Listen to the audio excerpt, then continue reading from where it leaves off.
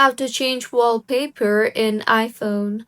Hello everyone, I am Bishaka and welcome to our channel. Now let's get right into the tutorial. Firstly, swipe down from the top left of your screen and you will be led to your notification center. Tap hold on the notification center and then tap on the plus icon on the bottom right of your screen.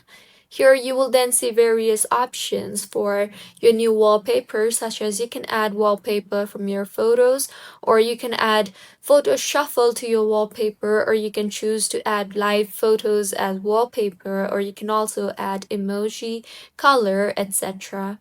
For today's video, I will use emoji. So I will scroll down to the emoji section and then tap on the emoji wallpaper that I want to add. You can simply do the same, and with this, go ahead and add in any type of widgets that you want and finally tap on the add option on the top right of your screen. You will then be asked to choose your wallpaper home screen. So either tap on the set as wallpaper pair option, or you can also customize it further. Once done with this, as you can see, the wallpaper has been changed. So this is how you can change wallpaper on iPhone. If you find this tutorial helpful, please like the video and do comment if you have any queries. Also, do subscribe to our channel for more helpful tutorials like this. See you on the next one.